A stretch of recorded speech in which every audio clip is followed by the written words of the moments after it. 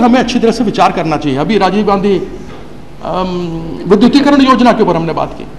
2012 तक का लक्ष्य आप बताते हैं, मैं अपने क्षेत्र में बता सकता हूं कि 5% तक काम नहीं हुआ, वो भी आधा, और वो भी आधा। आपके पावर ग्रिड के लोग जो हमारे यहां काम करने के लिए आए थे वो वहां से भाग गए, कहां गए हैं समझ नहीं आ रहा है, हम उसको ढूंढे जा रहे हैं, मिल ही नहीं रहा है। हमने कहा भागते भागते चोर की लंगोट सही, वो लंगोट भी नहीं दिखती कि कहां है। यह परिस्थिति बनी हुई है।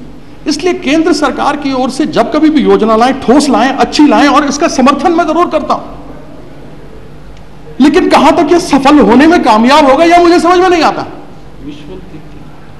मुझे तो वही लगता है सर, आपने भी इतिहास ही किया था कॉलेज में अध्यक्ष महोदय, और मैं बिल्कुल भी अपनी ओर से कोई ऐसी बात नहीं करना चाहता जिससे बुरा लगे।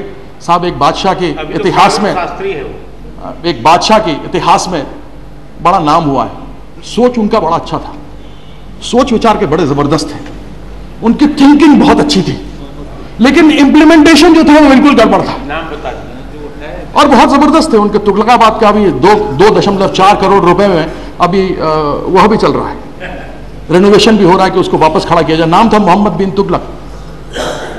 और कृपया इसको गलत न लें, आप मुझसे सीनियर हैं, सर रहेंगे या ना समझे कि मैं आपको कह रहा हूं, लेकिन मेरे मन में यह दुविधा है, इसलिए इस बात को मैं लेकर के आ रहा हूं कि उन्होंने ये कहा कि मैं सिक्का, यहां बड़ी समस्या होती है, एक बकरे के बदले में एक गाय दे देनी पड़ती है, एक घोड़े की जगह एक गधा बदलना पड़ जाता है, इसलिए गधे का दाम कम है, घोड़े का ज्यादा है, बड़ा गड़बड़ है, ये बाटा सिस्टम नहीं चलेगा, मैं सिक्के बनवाऊंगा।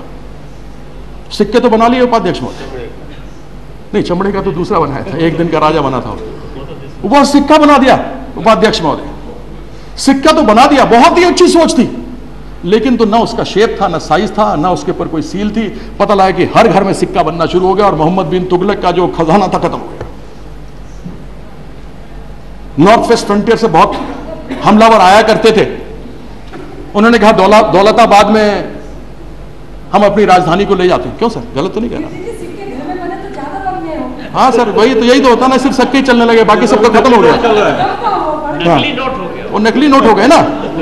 आप उपाध्यक्ष महोदय, मुझे लगता है माननीय मंत्री जी पीछे से चाहती हैं कि नकली नोट हिंदुस्तान में बने, तब जाकर शिक्षा पूरा होगा। नहीं, आपकी बात को समर्थन कर रहे, हंस रहे हैं वो। दौलताबाद बदल देंगे, नॉर्थ वेस्ट फ्रंटियर से जो अटैक होता है उससे बचने के लिए बढ़िया दौलताबाद तो चलेगा, लाखों लोग रास्ते मर गए और संज्ञा मिली द वाइजेस्ट फूल। सर, आपसे नहीं कह रहा हूं मैं, केवल वह उदाहरण सुना रहा हूं। अब उस प्रकार की परिस्थिति हमारे सामने न आए, कोई मॉनिटरिंग मैकेनिज्म नहीं है। आपने कहा क्वालिटी एजुकेशन देंगे, ड्रॉप आउट्स के बारे में आपने इस विषय के ऊपर कुछ नहीं कहा। आपने कहा जो जिस उम्र का बच्चा है उसको उस क्लास में ला करके दे दिया जाए। इस आपके एक्ट में है कि अगर बच्चा 8 साल का है तो वह अगर तीसरी में जाना चाहिए तो उसको तीसरी में सीधा ले जाए, चाहे काला अक्षर भैंस बराबर हो। आज के इस कंपटीशन में आवश्यक कोई मॉनिटरिंग मैकेनिज्म तो आपको रखना पड़ेगा। और आपकी जो स्टैंडिंग कमेटी थी उसने आपके सामने यह सुझाव दिया था कि कोई ना कोई मॉनिटरिंग मैकेनिज्म आप अवश्य रखें। अगर बच्चा कोई क्लास में शरारती है तो आप उसको निकाल नहीं सकते। एक बच्चे को लेकर के 30 बच्चों के साथ में समस्याएं होती रहें और पूरी क्लास बर्बाद होता रहे, लेकिन वो बच्चा बाहर नहीं जाना चाहिए। आपको रिकमेंडेशन की स्टैंडिंग कमेटी ने कि उसकी काउंसलिंग होनी चाहिए, काउंसलिंग नहीं हो तो यह किया जाए कि उसको एक स्कूल से हटा करके दूसरे स्कूल में भेज दिया जाए। लेकिन इस प्रकार का कोई भी प्रावधान आपने स्टैंडिंग कमेटी का उसमें लिया नहीं। अब वो बच्चा पूरी क्लास को बर्बाद करता रहे तो कोई समस्या वाली बात नहीं, उसको सिखा सकें, उसको बता सकें, वह कुछ नहीं। और आज जहां इतना कंपटीशन है, उस कंपटीशन के अंदर अगर सबों को एक साथ हम घुसा करके लेकर के चले जाएंगे तो फिर वह जो शिक्षा, जो क्वालिटी एजुकेशन की आप बात कर रहे हैं, जो आपने रखी, उस क्वालिटी एजुकेशन का आगे क्या होगा?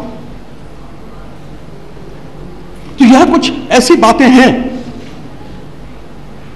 माननीय मंत्री जी जो आपके सामने मैं उल्लेख रखना चाहता था। इसके अंदर वोकेशनल एजुकेशन के बारे में कुछ नहीं कहा गया। आज के ज़माने में अगर मान लीजिए वो 8वीं पढ़ करके निकल जाएगा तो कम से कम अगर वोकेशनल एजुकेशन ले लेगा तो कुछ सीख लेगा।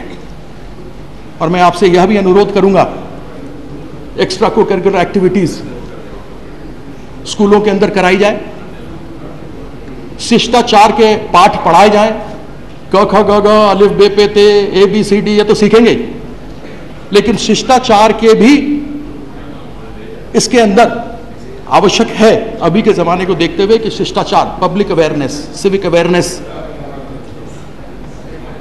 के भी पाठ्यक्रम रखे जाएं। पर्यावरण को लेकर के हम बात करते हैं, गांव के अंदर लोग लकड़ियां काट काट जला करके अपने ईंधन का उपयोग करते हैं। बच्चे जब अपने घर में बोलते हैं, हम लोग के भी छोटे जब बच्चे थे कुछ बोला करते थे, तो उस बात को सुनते हैं, जबरदस्ती पीछे पड़ते हैं। ऐसे में आवश्यक है कि शिष्टाचार के भी पाठ्यक्रमों को सिखाया जाए। अगर एक डॉक्टर प्राथमिक उप स्वास्थ्य केंद्र से गांव के आकर प्रत्येक सप्ताह अगर कक्षा ले और पर्सनल हाइजीन के बारे में बताए, अगर वहां का घूमता हुआ बीट कांस्टेबल जाकर के यातायात नियमों का बताए। अब देखिए कि सड़कें जिस प्रकार से अभी बनना शुरू हुई हैं, अभी भी मैं तो कहता हूं आप जयपुर के रास्ते ही चले जाइए तो आप देखिएगा एक छोटा बच्चा भैंस के ऊपर बैठा हुआ, गाड़ी 120 किलोमीटर से जा रही है, वह उसके ऊपर आराम से चलता चला जा रहा है। आपको गाड़ी रोकनी पड़ती है कि साहब पहले भैंस अपना क्रॉस कर जाए, उसके बाद हमारी गाड़ी आगे जाएगी। इन नियमों के बारे में सिखाया जा सकता है, यह शिष्टाचार का है। हम अनेकों बार खेल कूद की बात करते हैं, यहां पर खेल कूद की बातें होती हैं, हमारी मलेश्वरी बन जाती है, अभिनव बिंद्रा बन जाते हैं, स्वर्ण पदक ले आते हैं, कांस्य पदक ले आते हैं, रजत पदक ले आते हैं, तब उनको करोड़ों रुपया दे करके हम पहचानते कि हाँ भैया ये हमारे खिलाड़ी हैं। अगर आप गांव के स्तर से ही अगर प्रशिक्षित खेल शिक्षक को रखें और वह प्रतिभाएं वहां से निकालें, तो मैं इतना आपको कह सकता हूं, मुझे यह कहते हुए बहुत खुशी तो होती नहीं कि केवल क्रिकेट ही हमारे देश में ऐसा खेल है जिसको लेकर के न जाने कितनी बार पार्लियामेंट में भी डिबेट हो चुके हैं। मैं लेकिन उदाहरण के तौर पर अवश्य कह सकता हूं कि जिस समय हम लोग खेला करते थे, अधिकतर बड़े शहरों से लोग आया करते थे।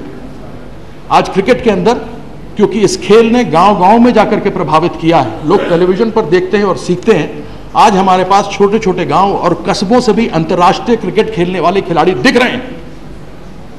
वह बात दूसरी है कि इन खेल संस्थाओं के बारे में टिप्पणी यहां करना मैं उचित नहीं समझता हूं, लेकिन क्रिकेट जिस प्रकार से चला गया लोगों के बीच में, क्योंकि उसने अपने आप को फैलाया, अपने कार्यक्रमों को जारी रखा, दिखाया। अगर हम यही सरकार के माध्यम से अगर इन विद्यालयों में, जिन विद्यालयों को आप बताएं तथाकथित विद्यालय, क्योंकि जिसका स्वरूप तैयार नहीं है इसलिए तथाकथित मुझे कहना पड़ेगा, the so called neighbourhood schools as you have advocated, जब तक इसमें अगर आप ये प्रशिक्षित खेल शिक्षक रखेंगे, प्रशिक्षक रखेंगे, तो अवश्य ऐसी प्रतिभाएं हमारे सामने निकल सकती है जो आगे चलकर हमारे देश का और हमारा नाम आगे बढ़ा सकती है।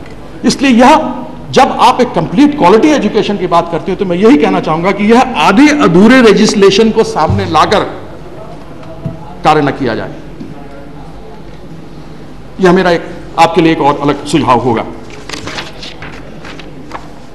मुझे केवल संशय इस बात पर होती है, आप जिस व्यवसाय से रहे हैं, मैं आपके सामने कई ऐसे